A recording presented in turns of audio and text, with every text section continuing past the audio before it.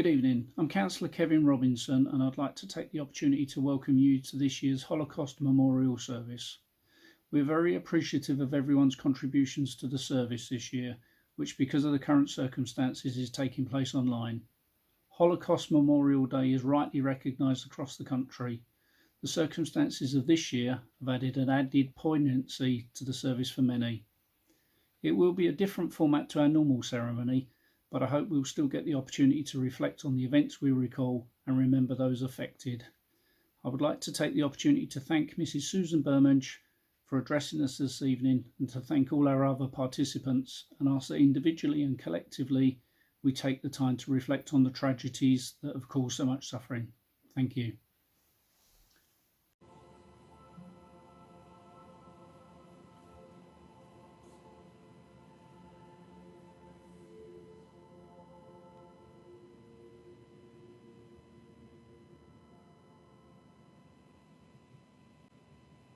Welcome to St Margaret of Antioch-on-Sea. My name is Father David Wiley. I am still chaplain to the mayor. In the nicest way, I hope that this time next year I will not be. And we're going to record a short thought and a prayer for Holocaust Memorial Day 2021. We understand the word Holocaust as being the wanton, immoral destruction of people on a mass scale because of their identity, faith, ethnicity, race, or beliefs. In the Old Testament, Holocaust was a Jewish sacrificial offering that was burned completely on an altar.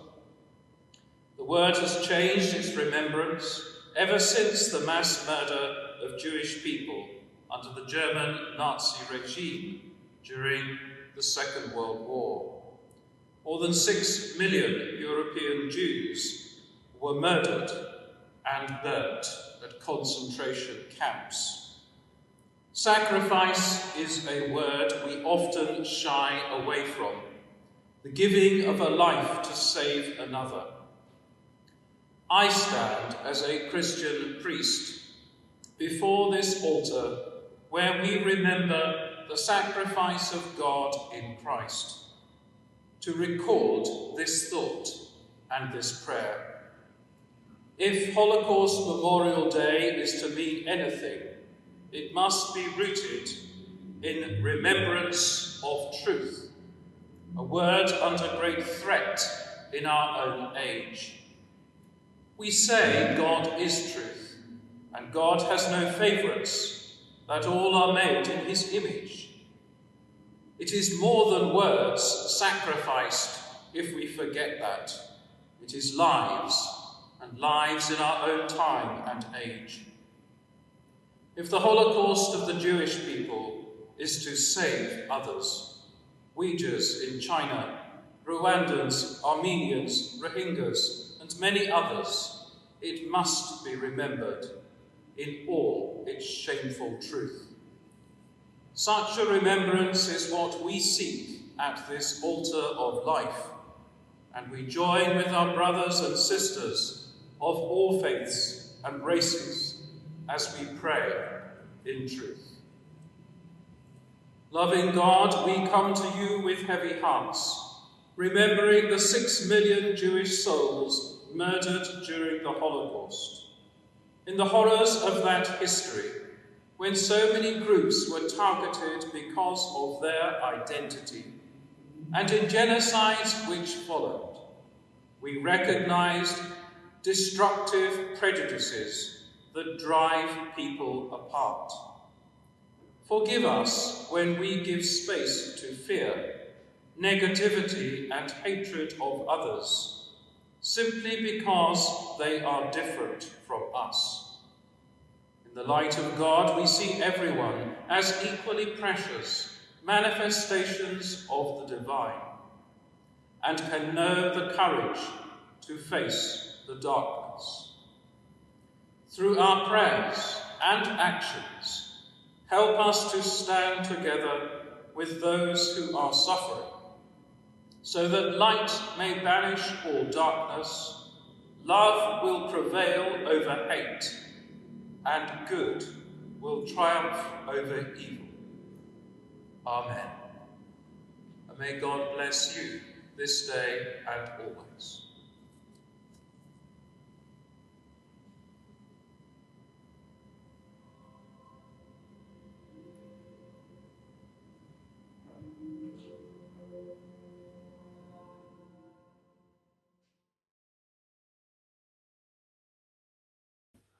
We remember on Holocaust Memorial Day the atrocities of the Holocaust and other genocides, and we recall with great sadness those darkest days on earth when human hearts were turned into stone because of hatred and prejudice. Victims cried for help, and no one listened. Men, women, and children were starved, shot, gassed, and burned, and no one cared. But in the midst of that horrific darkness, there were those who refused to let their hearts be turned to stone. Instead, they displayed real humanity and risked all to save those victims of hatred. In Yad Vashem, the World Holocaust Remembrance Center in Jerusalem, Israel, there's a database containing the names of these heroes who saved Jewish lives. They're called the righteous among the nations. Nearly 28,000 names are recorded of these extraordinary individuals. Movies like Schindler's List and The Pianist serve as a reminder of the heroics of these people. 9 years ago, I attended a conference of rabbis in Warsaw. On the last day of the conference, 10 Polish people were assembled on the stage to be presented the Yad Vashem Award of the Righteous Among the Nations. These people were members of families who, during the Holocaust, hid Jews in their homes.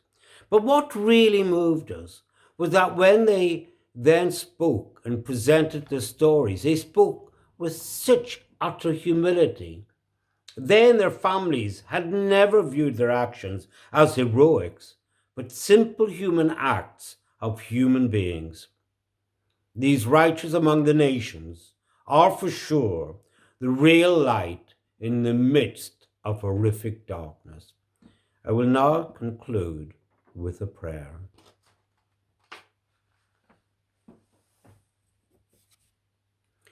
Sovereign of the universe, who created all in love, teach us to love all that is good and beautiful in this world. Teach us to recognize that one who is not in our image is nonetheless in your image.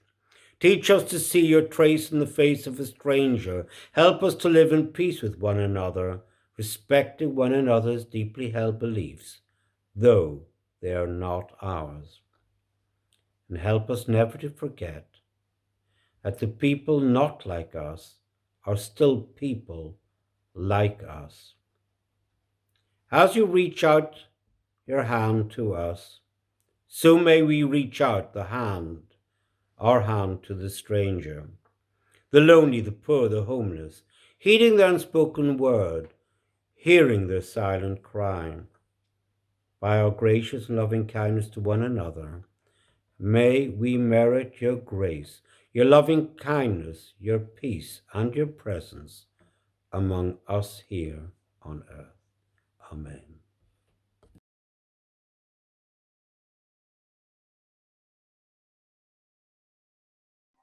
Sue Beaumange, our speaker tonight, is responsible for Holocaust education for the 45 Aid Society, the charity that was set up by the boys, and her father, Bob Ozorkow, was one of them. As Bob, or Berek, who spoke to us for Holocaust Memorial Day 10 years ago, got older, Sue joined him to become what she describes as a double act with her father. Together they visited dozens of schools, between them telling of how he survived the first Lodz Ghetto and then Auschwitz and other concentration camps. Sue was probably one of the first members of the second generation to get involved in the presentation of their parents' stories of survival from the Holocaust. Both of Sue's parents, Marie and Bob, were Holocaust survivors. An Essex woman, Susan is a member of the Holocaust Survivors 45 Aid Society, and frequently visits parts of the country to tell the story of her father, who died in 2014, aged 86. It was a measure of her father's spirit that he managed to continue talking to groups as long as he could and attending events in a wheelchair just weeks before he died of lung cancer. As with most of the show survivors, Sue's dad didn't talk about the Holocaust when she was young, but he went on to become very passionate about Holocaust education.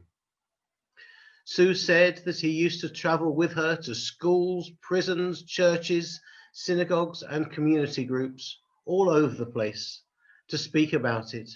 And it was Sue's promise after his death to continue this work.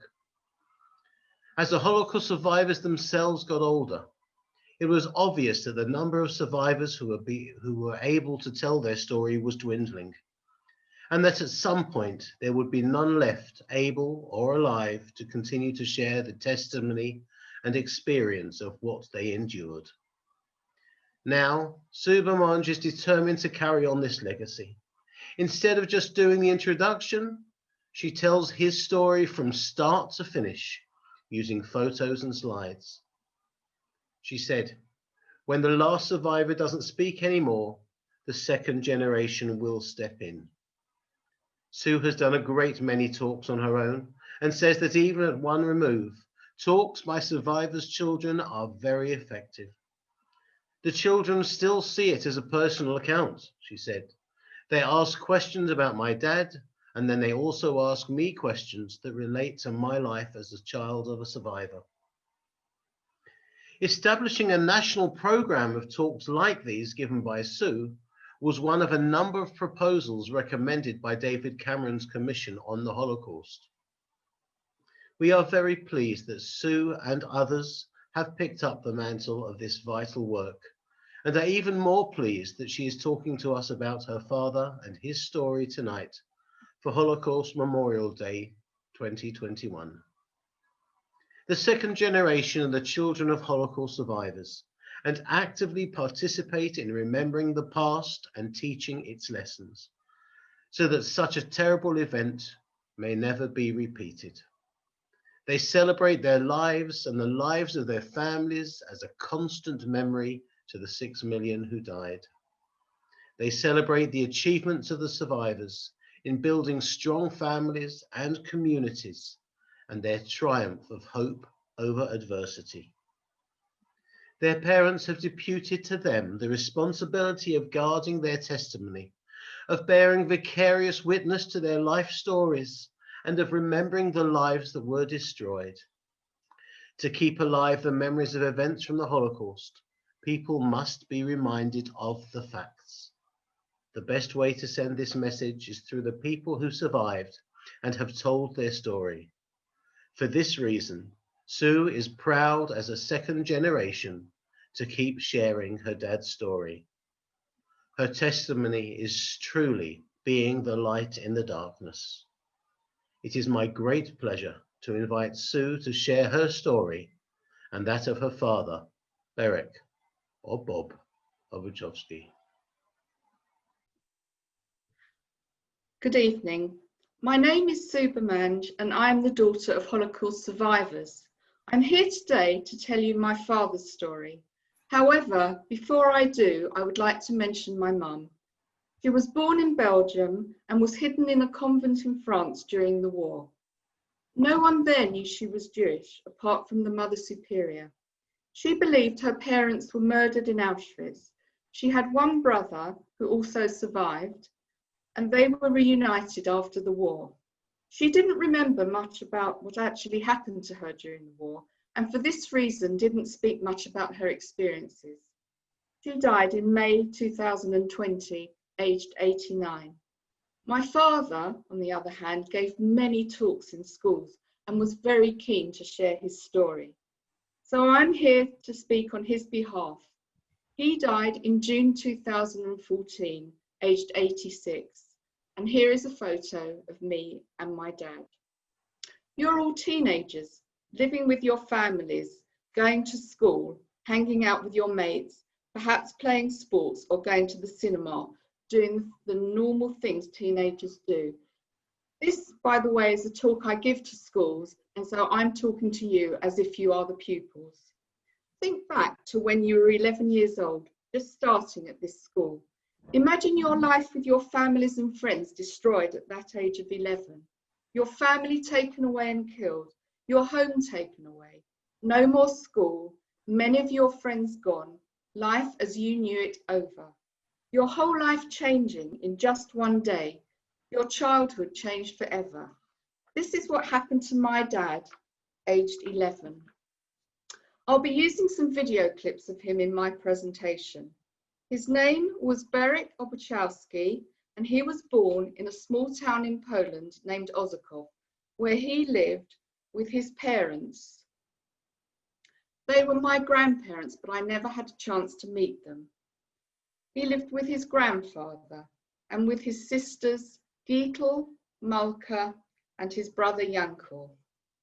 You can see we don't have a photo of Malka. We are extremely lucky to have any photos at all, and we only have them because his aunt emigrated to America at the turn of the century. And not having email or social media in those days, my dad's mum would send photos with letters telling the auntie in America how they were getting on. After the war, when she realised that my dad had survived, she sent photos to him, and for some reason he didn't ever receive one of Malka. We're very lucky, as I say, to have these. Everything that my dad's family owned, photos, money, jewellery, furniture, all their possessions were gone. They'd also had several relations living nearby in Lodz. One of his cousins, who was deaf, came to live for a while with my dad's family. Before the war, Dad lived with his family in a one-storey house. They had an orchard at the back, a dog, a goat, and they were a hard-working family with several businesses. They owned 2 horses and carts, which they hired out as a small transport business. A shop attached to the side of their house where his father sold groceries and hardware, and some further accommodation at the side of their house, which was let to 4 families. Dad loved sitting in the orchard with his family and eating the fruit. They'd also gather up some of the fruit to give to the poorer families in the town. It was a small town, and his family knew most of the Jewish people. His mother used to put any spare money away for Malka's bottom drawer. This was a tradition where mothers would buy clothes and household items for their daughters in preparation for their marriage, but Malka didn't live long enough to marry. They were a traditional, religious Jewish family who went to synagogue. He started school at the age of 8 and attended the local state school until the age of 11. So his education only lasted for 3.5 years. He had school in the morning and Jewish classes in the afternoon. All his friends went to the same school. He would play with them after school, and they often went sledging in the winter, which he loved. However, he spent a lot of his time studying and helping his parents. So Ozorkow, you can see on the top, had a vibrant, thriving Jewish community. Before the Jewish holidays, stalls would be set up in the town square selling kosher food. Dad particularly remembered the Jewish women hiring a bakery and baking their matzahs, which is a type of cracker, and cakes for the festival of Passover, which occurs around Easter time. The town also had a Jewish theatre, and sometimes he went to see plays with his family once the Sabbath was over. Lodz, as you can see in the photo below, was a much larger town, and Dad went to the cinema there occasionally. Look at this photo, you can see the tram, the buildings are pretty. Remember this photo because Lodz features very prominently in my dad's Holocaust journey. Before the war, there were instances of bullying. If the Jewish children saw non-Jewish kids on the way to school, they would cross the road to avoid being bullied. At school, Dad remembered one incident where he intervened in a fight between a couple of bullies punching a Jewish boy. He dragged one of the bullies into the river and held him there with his feet dangling in the icy water. The mother of that non-Jewish boy came to the school the next day and verbally abused my dad in front of everyone. But he was a tough young boy, and from that time at school, he was never bullied. The Nazis entered my dad's town, you can see Ozorkow ringed on this map, in 1939. My dad and his family first realised something was wrong when all the Jews in the town were rounded up. They were forced to give up their homes and made to live in an overcrowded part of town with numerous families squeezed into each house. They had very poor living conditions. This area was known as a ghetto. They never had time to collect any of their belongings and they never went back to their homes. Dad's grandfather was murdered in the town and their horses were poisoned. Sometime later, all the Jews were rounded up and taken to my dad's school. This is a photo of the actual school building, which we took on a family trip back to Poland, and I will tell you a little about that trip later on. But going back to the roundup, they were stripped and stamped on the chest with an A or a B. They were then allowed to leave. Dad and his friends were joking around, saying, "You're a B and I'm an A." They had absolutely no idea what these stamps were for. 2 days later, they took us to the same place and they said, who's got A to one side, which was only about 20%, B to the other side, and all of a sudden they started taking babies away from mothers and throwing them out the window into a lorry from the second floor. And then you realized, didn't matter how old you were, we realized that it meant bad things for us. Dad's parents, an older sister Malka, his aunt Rachel and his deaf cousin were unfortunately stamped with a B. They were all taken away in a lorry and they were gassed to death. We don't know what happened to his other cousins or his other aunts and uncles. Dad and his sister, Ghetto, they were stamped with an A. They remained in the town, living in the ghetto, and they were made to work. All privileges were taken away and the Jews were not allowed to walk on the pavements. The children were no longer allowed to go to school. All Jews had to wear a yellow star. My dad's brother Yankel ran away to Russia, but he didn't survive. His cousin David ran away with him. He did survive and he went to live in Israel after the war. After a short time, Dad and his sister Ghetto were taken to the Lodz Ghetto. This area was just for Jews and was fenced off. This text translates Jewish residential area, entry forbidden. You remember that pretty picture of Lodz? In reality, this is where the Jews lived in the ghetto. At one time, there were 164,000 Jews squashed into this small part of the town. There was a little freedom here, but they were forced to work for the Nazis for no pay, manufacturing army wear and doing other jobs. However, there was virtually no food. We were given rations, the ones that were working, that is, were given rations, a loaf of bread, a piece of horse meat sausage, and 2 or 3 potatoes, and that was our diet for the whole week, 8 days.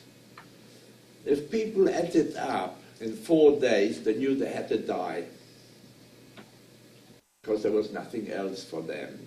And that's why whenever you went in the streets, you could see lorries picking up bodies from starvation.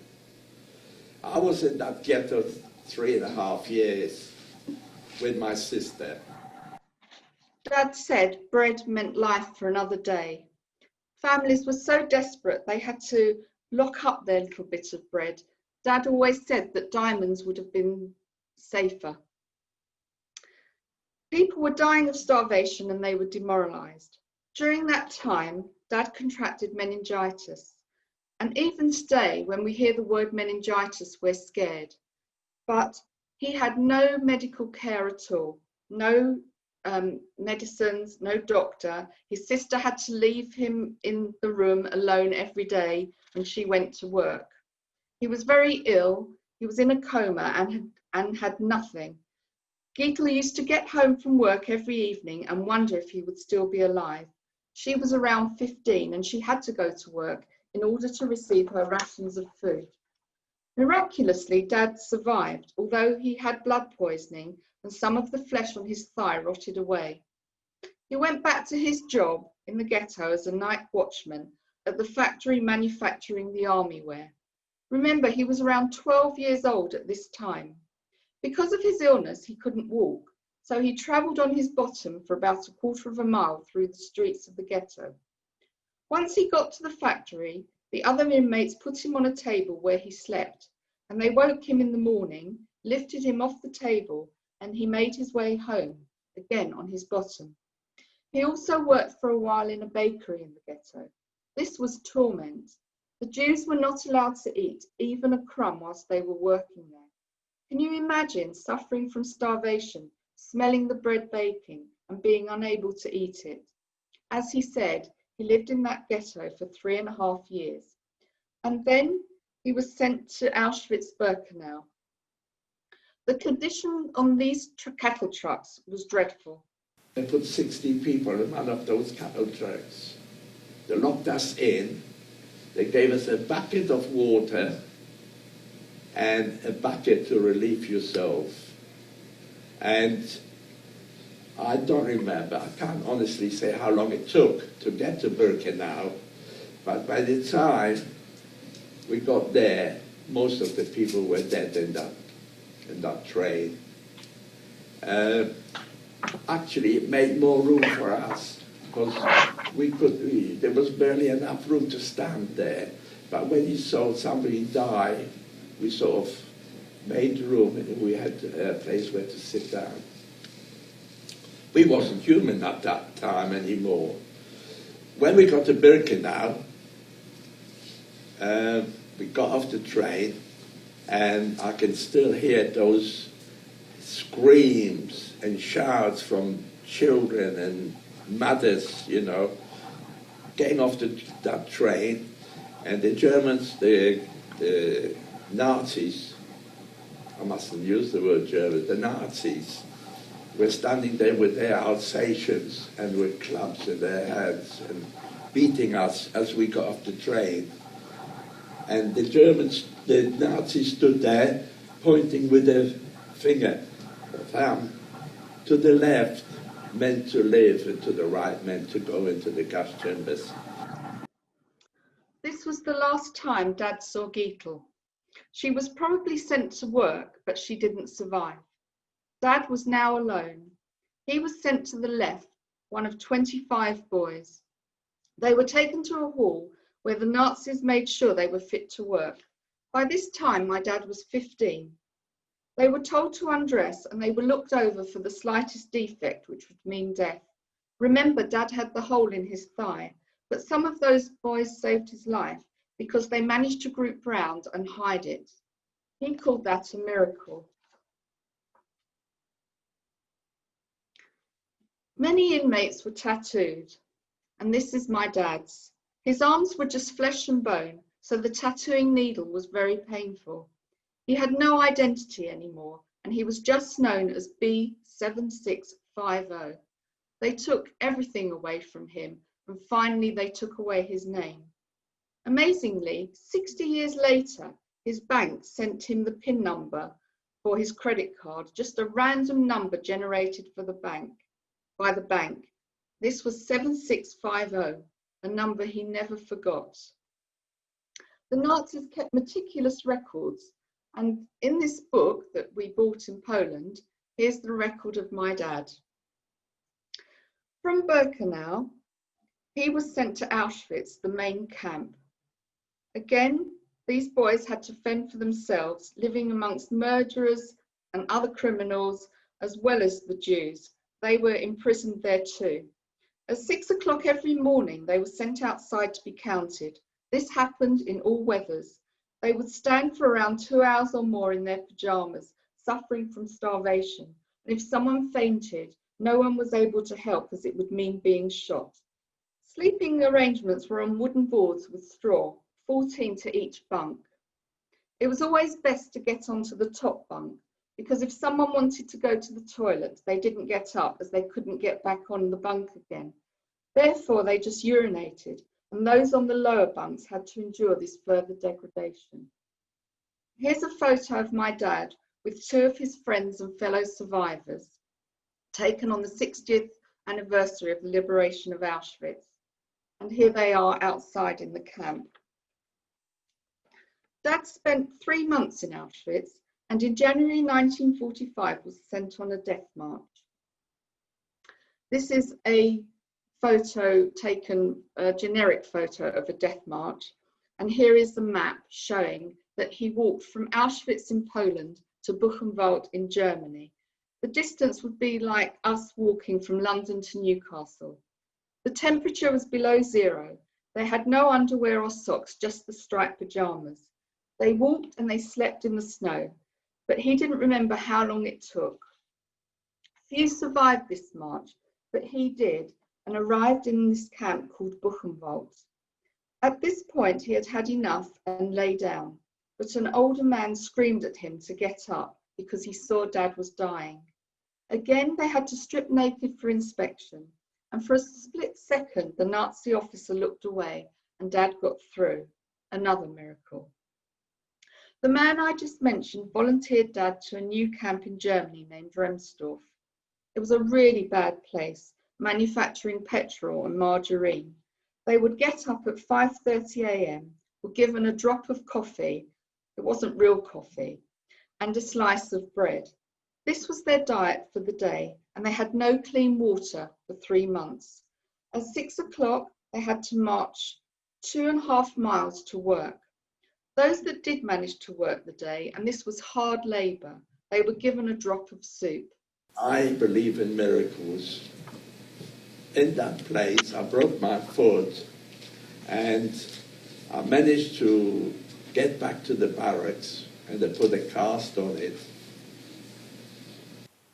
In the morning, a man came in, a Hungarian man came in, and he grabbed 2 boys, myself and another boy, and made us go to work. And we said, what a terrible person. But when we got back to the barracks, it was empty. He overheard that they're going to take all the people to the gas chambers. And he saved our lives. This man's name was Meyer Hoffman, and we are eternally grateful to him. After 3 months' hard labour at Remsdorf, the war was coming to an end, and the Nazis didn't want to leave any evidence. They tried to get all the camp inmates to a place named Theresienstadt in Czechoslovakia, where they were told there were 2 gas chambers waiting for them.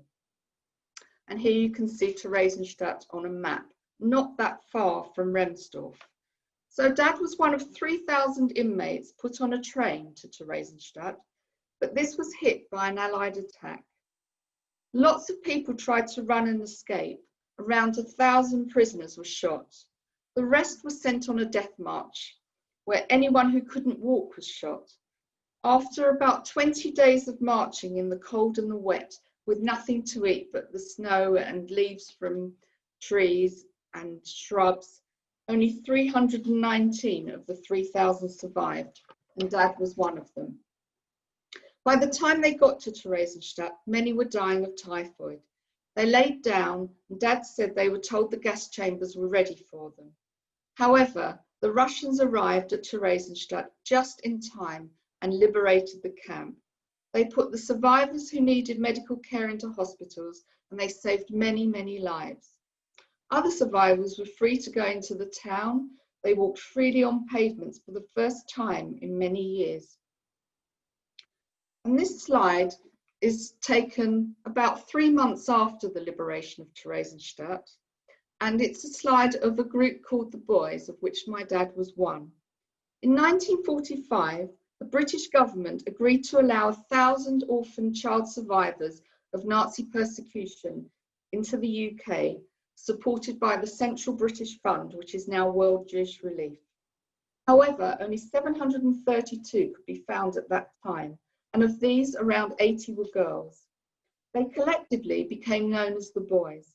My dad came over to England on the first transport from Prague in an RAF Sterling bomber. On that plane, there were 270 boys and 30 girls.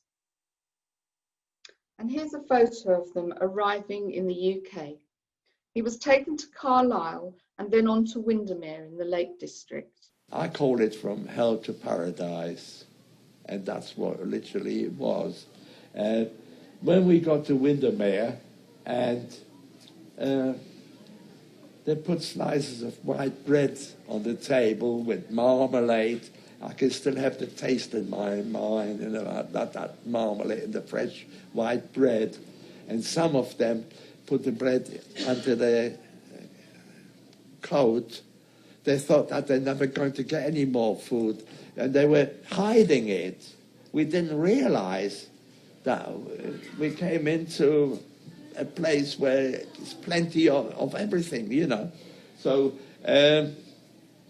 yes, it was a lovely feeling.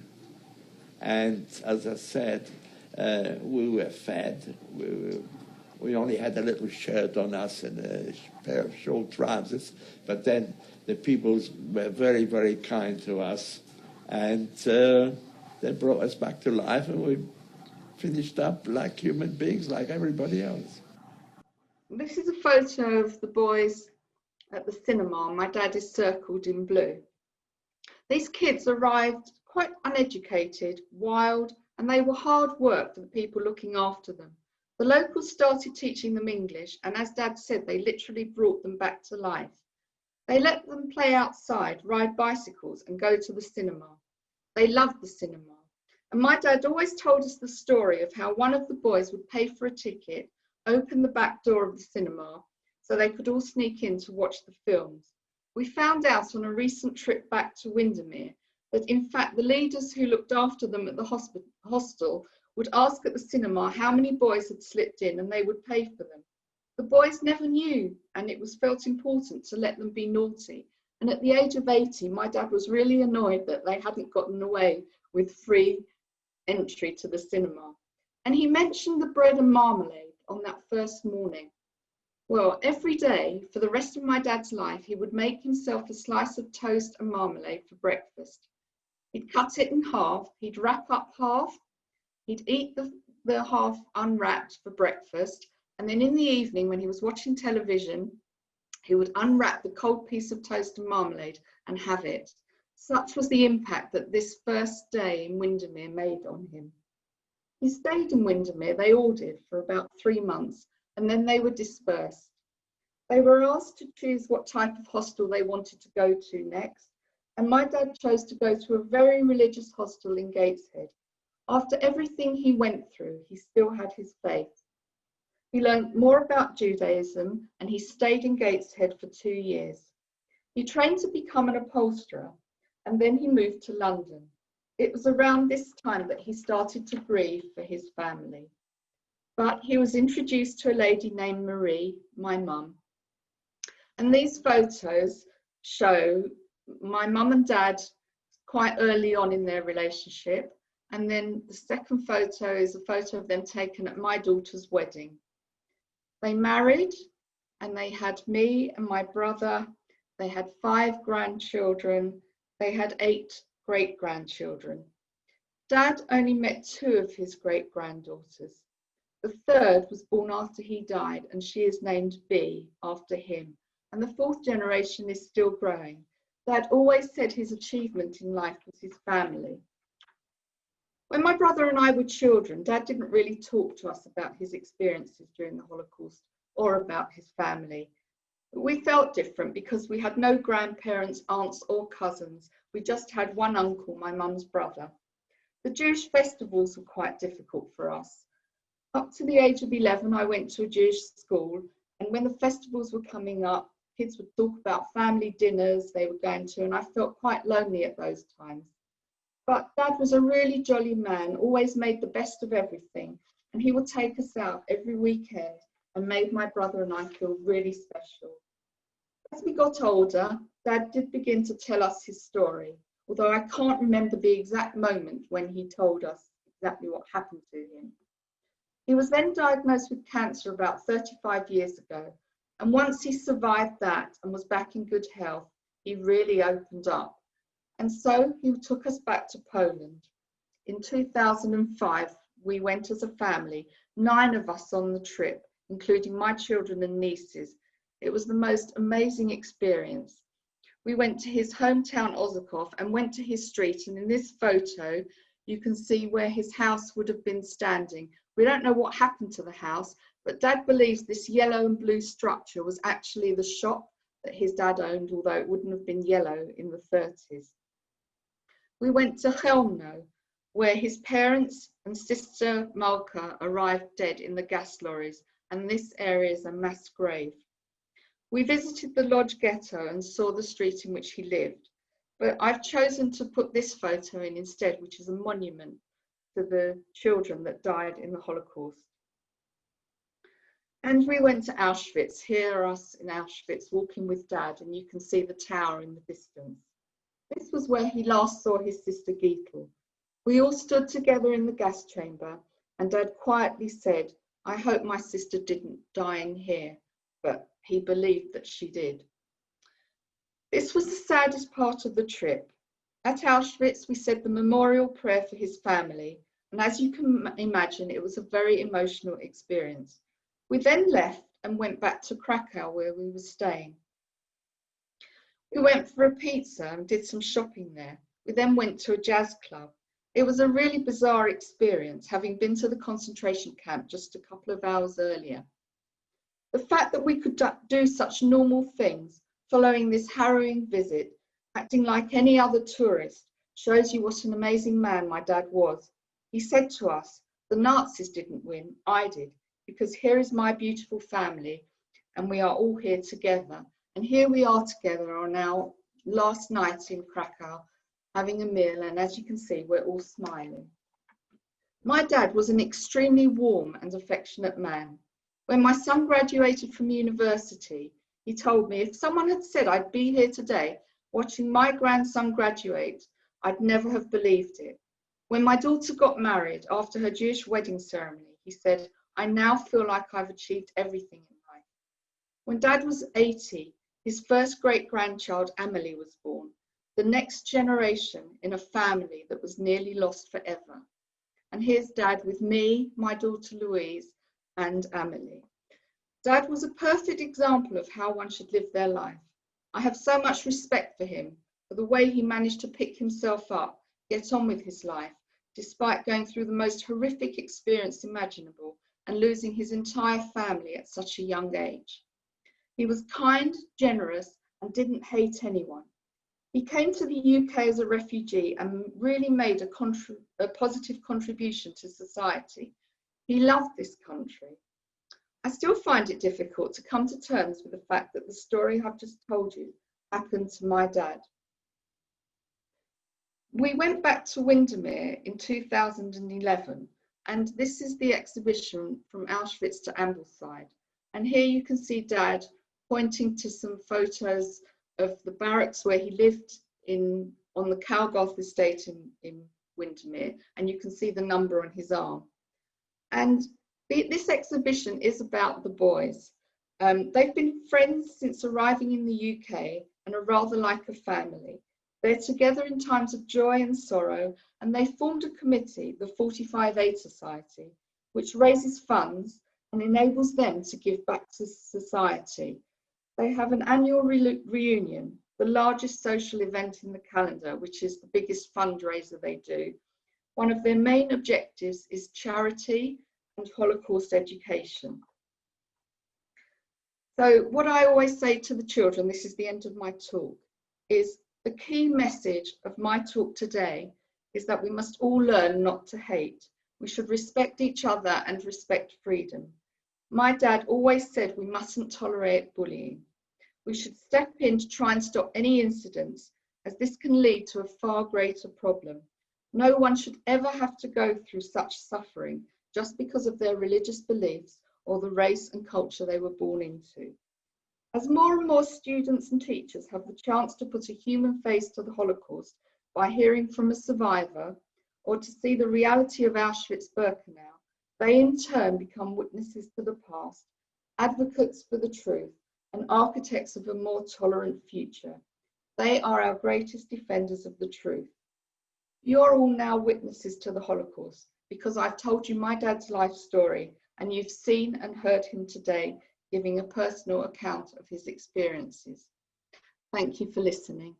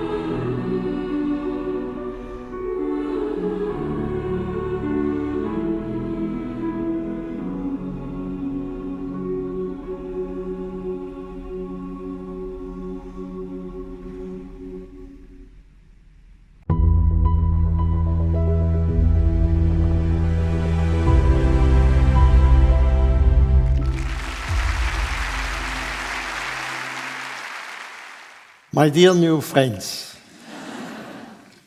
my name is Eddie Jaco, and I'm standing in front of you today as survivor of the Holocaust and a witness of the most tragic times in the history of mankind. I was a proud young German. I thought this was the best civilization that could be given to a young man like me. How wrong I was. On the 9th of November 1938, I returned from boarding school where I had lived under a false name for 5 years, because I was a Jew. I lived away from my family like an orphan, getting an education and under enormous pressure and fear that somebody could find out that I was not Walter Schleif, who I pretended to be. I was in great danger. On that fateful night, I had arrived home, but my family had gone in hiding, and I was alone. I went to bed with my dog close by. At 5 a.m. on the 10th of November, 1938, 10 Nazis broke down the door of our house. And what they did to me, I am ashamed to tell you. It was so bad that I believed, Eddie, you're going to die today. After they made me witness the demolishing of our 200-year-old house and murdering my beloved dog Lulu, who had tried to protect me. In front of my eyes, I lost my dignity, my freedom, and my faith in humanity. I lost everything I lived for. I was reduced from a man to being nothing. What happened to my country where I was born in? The country of my ancestors, the country which produced Schiller, Goethe, Beethoven, and Mozart. What had happened to my German friends, who became murderers? At the time, none of us understood that Kristallnacht, the night of the broken glass, when the fronts of Jewish-owned shops were smashed and the shops looted, and homes and synagogues were set on fire, was only the beginning of the nightmare of much, much worse to come. That day, I was transported to my first concentration camp, Buchenwald, where I was kept with another 11,000 Jewish men for about 5 months. On the 2nd of May, 1939, I was released. My father picked me up and drove me to Aachen. After 10 hours driving, we made an arrangement with a smuggler to take us into Belgium. I spent 2 weeks there with my dad in an apartment until I was arrested by Belgian police as a German, not a Jew, and interned in a camp with 4,000 other Germans. On the 10th of May 1940, the camp was liquidated. We split up in Dunkirk, and I continued on to Lyon. There I was arrested by French police and sent to Gurs, a terrible camp with 6,000 Germans. After my internments and camps, I was finally transported to what became my hell on earth, Auschwitz. My parents and sister were also transported to Auschwitz, and I was never to see my parents again. I did not have a chance to say goodbye to my beloved mother, and I have missed her every day of my life. If you have the opportunity today, please go home and make sure you tell your mom how much you love her. Please do this for your new friend, Eddie. I was lucky enough, managed to escape what became known as the Death March, and I hid in a forest alone for many months before I was found by the American army. But I'm standing here today, happy man, who enjoys life with a wonderful wife and a beautiful family. I do not hate anyone. Hate is a disease which may destroy your enemy, but will also destroy you in the process. I am doing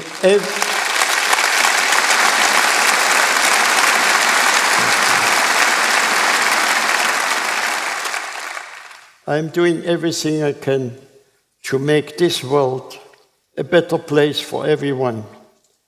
And I implore you all to do your best too.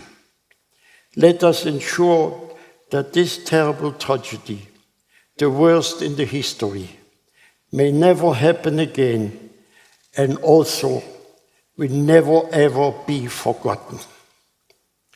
After many years of hardship and hiding, on the 7th September 1945, after a long journey by train, I entered back into Belgium without any papers. Very shortly after that, I met and married my wife, Flor, to whom I have been married for 73 years.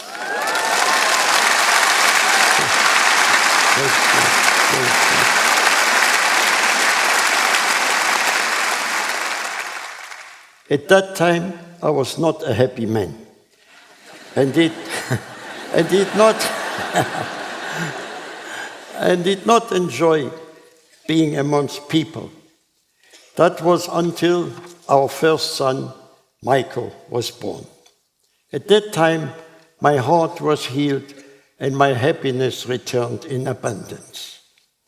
I made a promise that from that day until the end of my life, I promised to be happy, smile, be polite, helpful, and kind. I also promised to never put my foot on German soil again. Today I stand in front of you, a man who has kept all those promises. My greatest happiness comes from my family, my wife, 2 sons, Michael and Andre, my many grandchildren and great-grandchildren, who all bring so much joy. Today I teach and share happiness with everyone I meet. Happiness does not fall from the sky. It's in your hands. If you're healthy and happy, you're a millionaire. Happiness also brings good health to the body and mind, and I attribute to my 99 years of health mostly to the positive and happy attitude.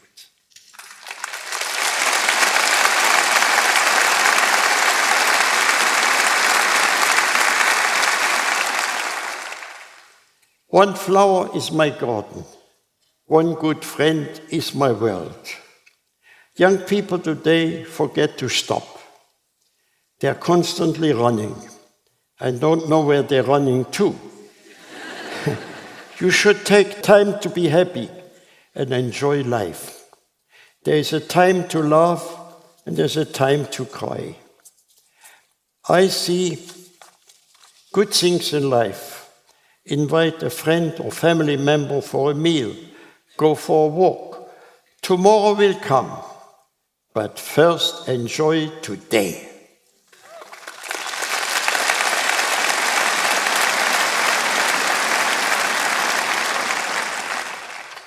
I wonder how people exist without friendship, without people to share their secret hopes and dreams, to share good fortune or sad losses. In the sweetness of friendship, let there be laughter and sharing of pleasure. Good times made better and bad times forgotten, due to the magic of friendship. For me, when I wake up, I'm happy because it is another day to enjoy. When I remember that I should have died a miserable death, but instead I'm alive, so I am aimed to help people who are down. I was at the bottom of the pit, so if I can make one miserable person smile, I'm happy.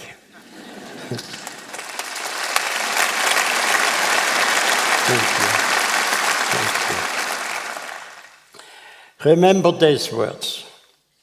Please do not walk in front of me. I may not be able to follow. Please do not walk behind me. I may not be able to lead. Just walk beside me and be my friend.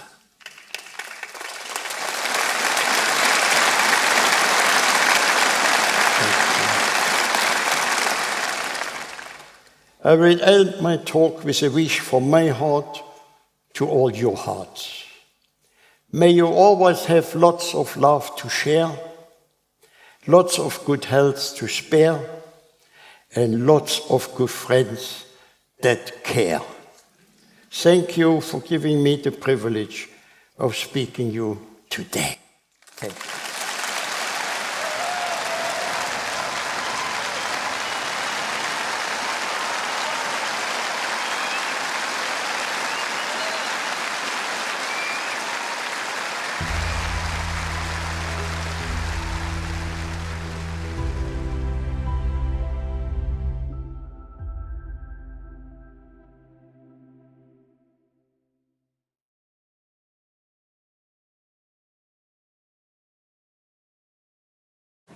Good evening, everyone.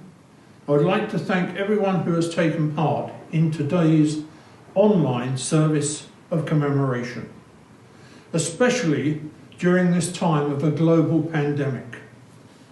One of the things this pandemic should bring home to a lot of people is the numbers that can die from a virus around the world. The Holocaust caused the death of many millions more than the pandemic, and yet people still deny it happened. Since then, there has been many other incidents around the world of genocide, which demonstrates man's inhumanity to man.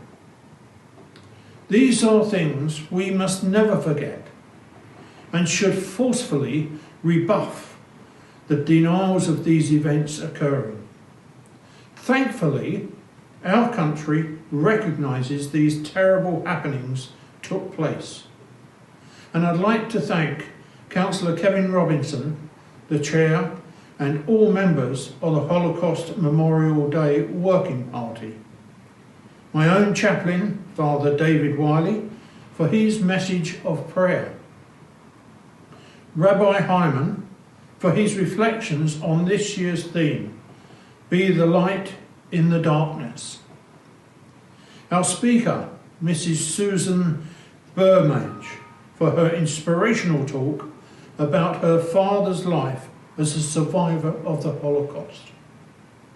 We also heard a song performed by the Southend Boys and Girls Choirs, which was recorded on their tour to Australia in 2018. And a film presentation from another Holocaust survivor, Mr. Eddie Jacku. From our council staff, I would like to thank Tony Mayer for pulling all the media contributions into one film for everyone to watch. A final but special thanks to Rosemary Pennington, who has once again researched and compiled a thoughtful programme reflecting the importance of this occasion. Thank you very much to everyone, and I wish you a good night.